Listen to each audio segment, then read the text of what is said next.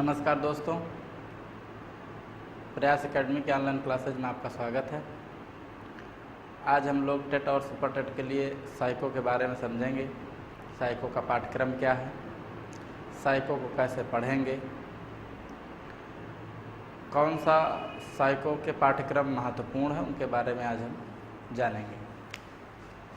Psycho को पढ़ने की दृष्टिकोण से 3 भागों में बांट दिया गया।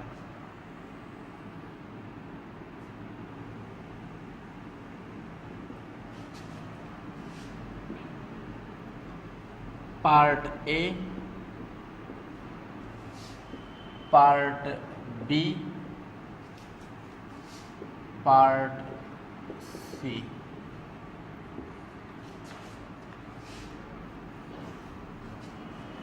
जो साइको का पहला पार्ट है वह विकास पर आधारित है।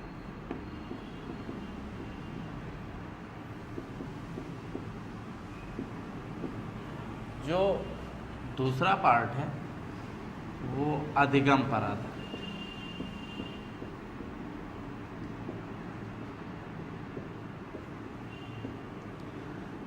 और पार्ट सी में विविध प्रकरणों को रखा गया है। विविध का तात्पर्य है कि कुछ ऐसे प्रकरण हैं जिनका संबंध पार्ट ए से भी है और पार्ट बी से। मिसलेनियस टाइप के जितने भी प्रकरण हैं उनको पार्ट सी में रख दिया गया है। पहले हम लोग पार्ट ए पढ़ेंगे, फिर पार्ट बी पढ़ेंगे, फिर पार्ट सी पढ़ेंगे।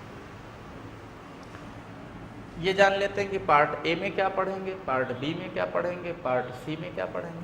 तो पार्ट ए के भी 5 भाग हैं, छोटे छोटे भागों में बांट दिया गया है, जिससे पढ़ने में आसानी रहे और रुचि बनी रहे। जो पार्ट ए में पहला प्रकरण रहेगा वह है विकास एवं वृद्धि की अवधारणा। ये इसका पहला छोटा सा टॉपिक रहेगा। हम ये समझेंगे कि विकास क्या है और वृद्धि क्या है, पहला। दूसरा, बाल विकास की अवस्थाएं। बाल विकास की अवस्थाएं, इसमें शैशवावस्था, बाल्यावस्था, किशोरावस्था, प्रौढ़ावस्था के बारे में। बाल विकास, बाल विकास में शारीरिक विकास, मानसिक विकास, सामाजिक विकास, भाषाई विकास, नैतिक विकास और संवेगात्मक विकास, इतने प्रकार के जितने प्रकार के बालक में परिवर्तन होते हैं, विकास होते हैं, उनको पढ़ें। बाल विकास पर वंशानुक्रम एवं वातावरण का प्रभाव। बालक के विकास पे 2 प्रकार के प्रभाव पड़ते हैं, एक है वंशानुक्रम का प्रभाव और दूसरा है वातावरण का। जो वंशानुक्रम के प्रभाव हैं वो अस्थायी होते हैं और जो वातावरण का प्रभाव होता है वो अस्थायी होता है। स्थायी और अस्थायी का तात्पर्य क्या है?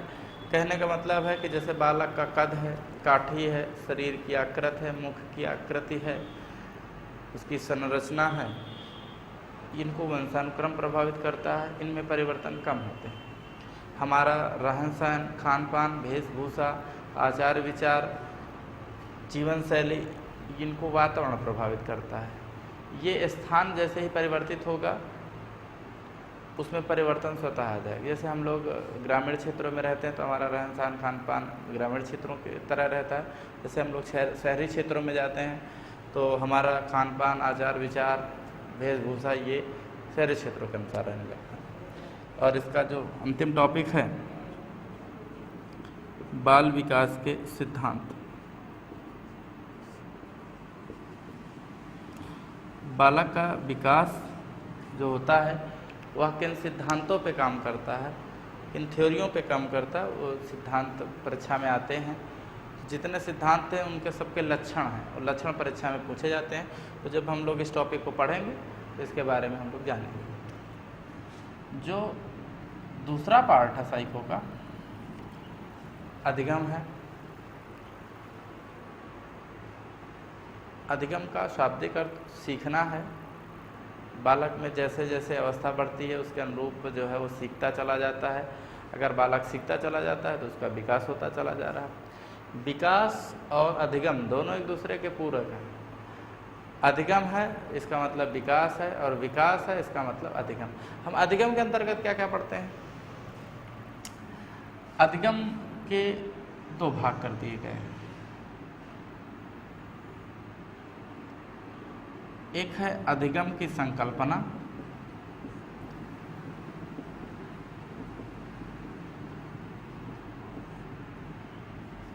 दूसरा है अधिगम से संबंधित कारक।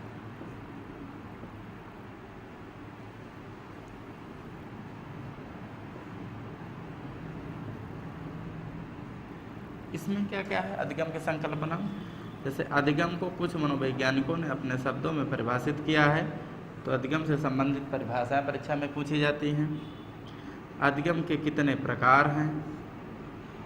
तो प्रकार को भी दो भागों, प्रकार अधिगम के कितने प्रकार हैं? 3 प्रकार होते हैं, संज्ञानात्मक, भावात्मक और क्रियात्मक। अधिगम के नियम कितने हैं? नियम परीक्षा में जरूर आते हैं, मुख्य नियम भी होते हैं, गौड़ नियम भी होते हैं। अधिगम की कितनी विधियां हैं? विधियां परीक्षा में आती हैं। सिद्धांत,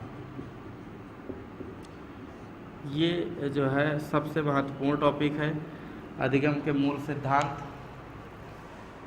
प्रयत्न मूल का सिद्धांत, संबद्ध प्रक्रिया का सिद्धांत, सक्रिय अनुक्रिया का सिद्धांत, प्रबलन का सिद्धांत, सूझबूझ का सिद्धांत। सिद्धांत के प्रतिपादक भी परीक्षा में पूछे जाते हैं और इन्होंने अपना प्रयोग किस पशु पर किया है वो भी पूछे जाते हैं। तो जैसे नियम से भी परीक्षा में जरूर प्रश्न आता है, परिभाषाओं से प्रश्न आते हैं, सिद्धांतों से प्रश्न आते हैं। ये पहला इसका छोटा सा खंड कर दिया गया है। संबंधित कारक में क्या क्या है भाई? जिनका संबंध अधिगम से है। जैसे अधिगम के वक्र परीक्षा में आ जाते हैं, 4 प्रकार के वक्र होते हैं, वो आप पढ़ोगे। अधिगम के पठार से प्रश्न आ जाते हैं, जहाँ पर सीखने की गति ना तो तीव्र होती ना ही धीमी होती, उसको पठार कहते हैं, अधिगम पठार। अभिप्रेरणा के बारे में इससे परीक्षा में आ जाता है। तर्क, कल्पना,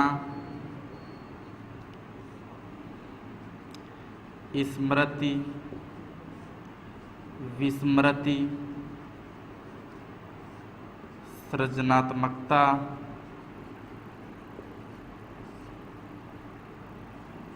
चिंतन,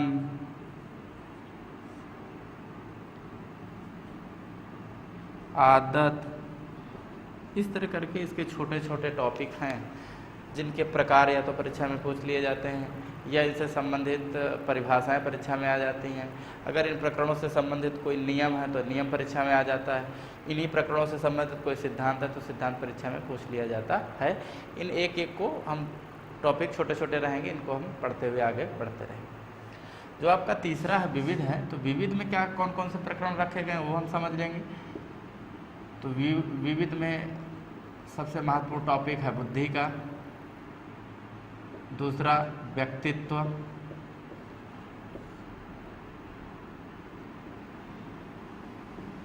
तीसरा शिक्षण, फिर है विशिष्ट बालकों की शिक्षा,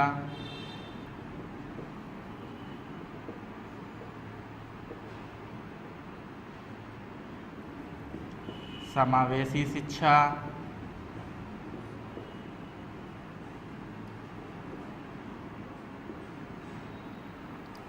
इसके बाद निदानात्मक परीक्षण,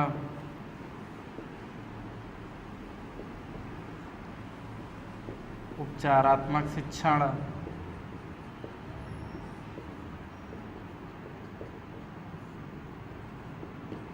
सांख्यिकी,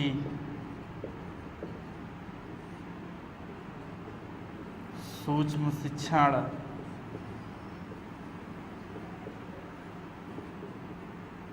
मनोविज्ञान से संबंधित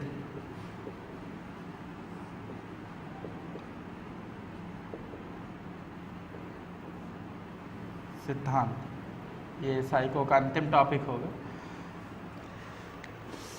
सभी महत्वपूर्ण टॉपिक हैं।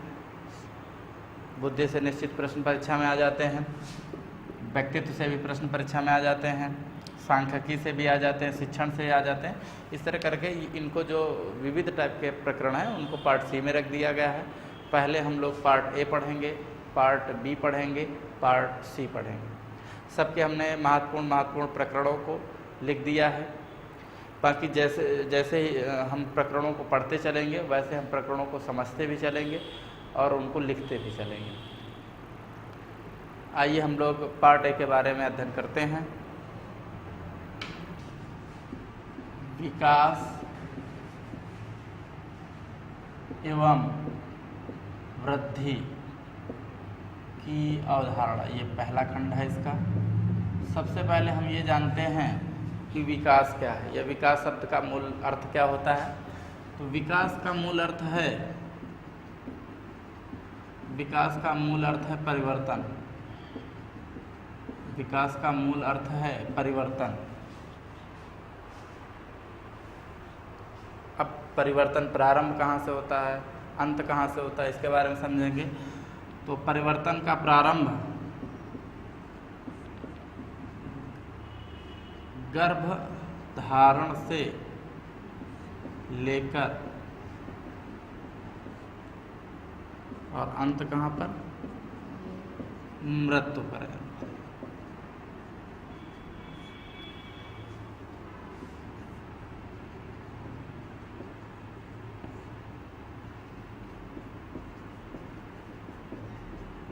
कहने का मूल अर्थ है कि विकास परिवर्तन की एक ऐसी प्रक्रिया है जो माँ के गर्भधारण से प्रारंभ होकर मृत्यु पर्यंत तक चलती है। जैसे ही माँ के गर्भ में गर्भधारण होता है वहाँ से विकास प्रारंभ हो जाता है, और जब व्यक्ति की मृत्यु होती है वहाँ तक विकास सतत रूप से, निरंतर रूप से चलता रहता है।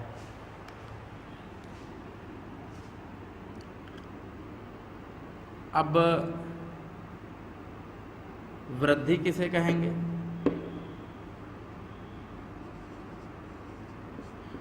कुछ परिवर्तन कुछ समय बाद रुक जाते हैं, वृद्धि कहलाता है।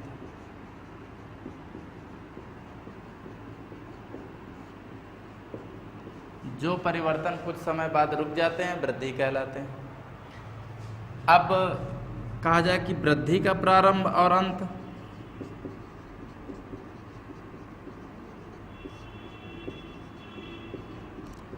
तो वृद्धि का प्रारंभ गर्भधारण के 2 सप्ताह बाद प्रारंभ होती है।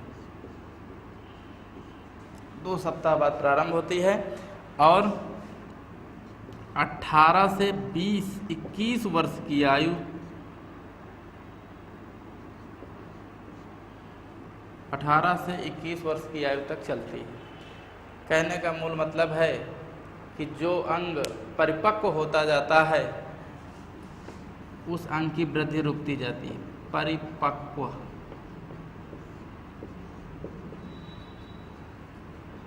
जैसे हमारे हाथ पैर बढ़ते हैं तो ऐसा नहीं कि हमारा हाथ पैर बढ़ते ही रहेंगे या शरीर का आकार बढ़ता ही चला जाएगा, नहीं।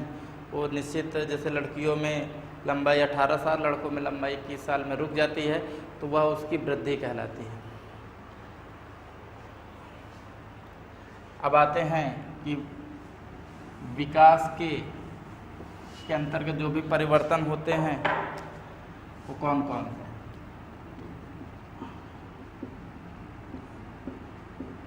तो विकास में 2 प्रकार के परिवर्तन सम्मिलित हैं।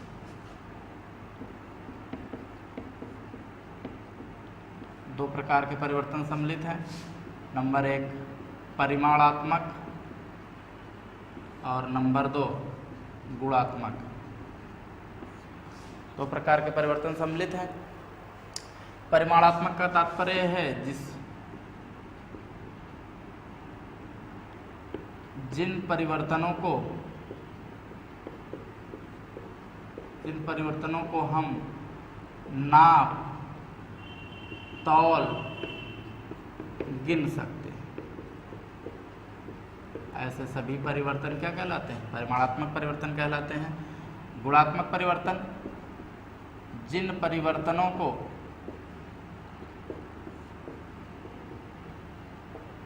अनुभव किया जाता है,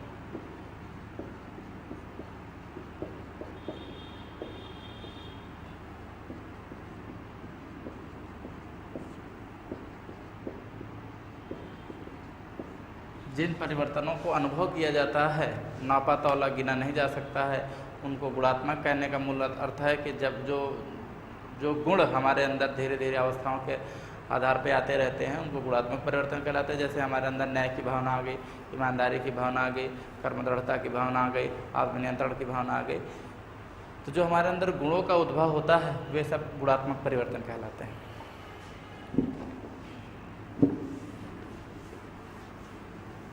अब आती है बात विकास के सोपान।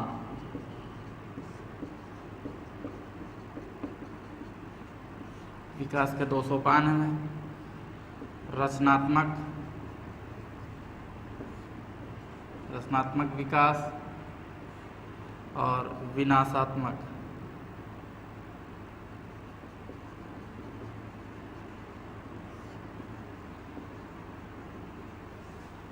बालक के अंदर जो भी परिवर्तन होते हैं उसमें रचनात्मक भी होते हैं और विनाशात्मक परिवर्तन होते हैं। जैसे बच्चे के विकास की जो प्रथम अवस्था है, शैशवावस्था, फिर बाल्यावस्था, किशोरावस्था, यहाँ तक रचनात्मक परिवर्तन होते हैं और उसके बाद जैसे उसकी प्रौढ़ावस्था आती है वहाँ पर उसी में विनाशात्मक परिवर्तन देखने को मिलते हैं। अब विकास एवं वृद्धि से जो परीक्षा में प्रश्न आते हैं उनके बारे में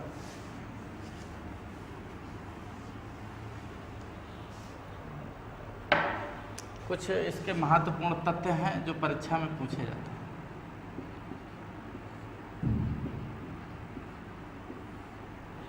पहले तो दो परिभाषाएं हैं मनोवैज्ञानिकों की, वो परीक्षा में आती हैं। इसमें पहली परिभाषा है स्किनर के अनुसार।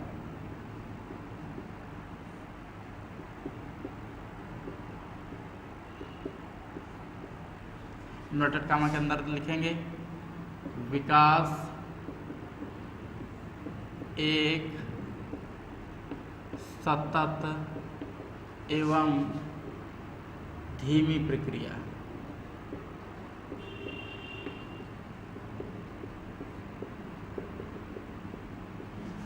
कहने का तात्पर्य यह है कि विकास रुकने वाली प्रक्रिया नहीं, माँ के गर्भ धारण के पश्चात शुरू होती है और जब तक व्यक्ति का अंत नहीं हो जाता, यह प्रक्रिया सतत माने लगातार, धीमे मतलब धीरे धीरे इसमें परिवर्तन देखने को मिलते हैं।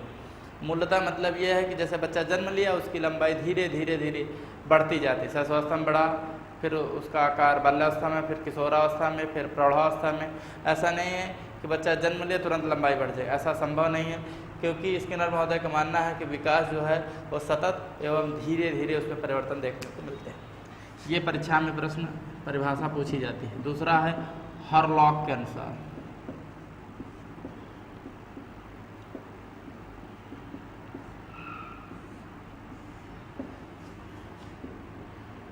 विकास का तात्पर्य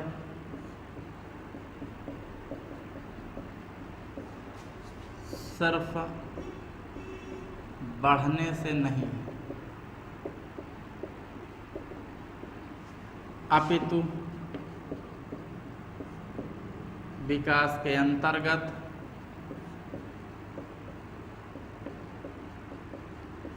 ऐसे परिवर्तन शामिल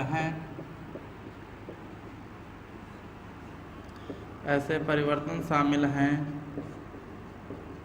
जो बालक के लक्ष्य प्राप्ति में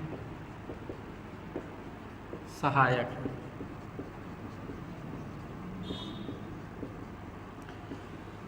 हरलॉक जी का मानना था कि बालक की शारीरिक लंबाई बढ़ रही है, शारीरिक वृद्धि हो रही है, शरीर का आकार बढ़ रहा है, तो इसका मतलब ये नहीं कि विकास हो रहा है। विकास का मतलब ये है कि उसके अंदर ऐसे गुणों का विकास हो, ऐसी क्षमताओं का विकास हो, ऐसी शक्तियों का विकास हो जो उसके लक्ष्य प्राप्ति में क्या हो, सहायक हों। 2 परिभाषाएं हैं जिसमें से स्किनर महोदय की परीक्षा में पूछी जाती है। कुछ इसके महत्वपूर्ण, जैसे एक प्रश्न है, ये परीक्षा में आता है कि विकास को क्रमिक परिवर्तनों की श्रृंखला कहा जाता है। ये एक बार परीक्षा में प्रश्न आया था, तो उस पर लिखा था कि विकास को कहा जाता है कि वृद्धि को कहा जाता है कि दोनों को कहा जाता है कि दोनों को नहीं कहा जाता है। तो क्रमिक परिवर्तनों की श्रृंखला जो है वो किसको कहा जाता है, विकास को कहा जाता है। क्रमिक मतलब क्रम से परिवर्तनों की एक श्रृंखला है, एक कड़ी है, एक के बाद एक, एक के बाद एक के बाद सतत रूप से होते रहते हैं। वृद्धि में क्या है, परिवर्तन तो होते हैं लेकिन वो कुछ समय बाद क्या हो जाते हैं, रुक जाते हैं। दूसरा है विकास के अंतर्गत बालक में शारीरिक, मानसिक, सामाजिक, नैतिक, भाषाई एवं संवेगात्मक परिवर्तन सम्मिलित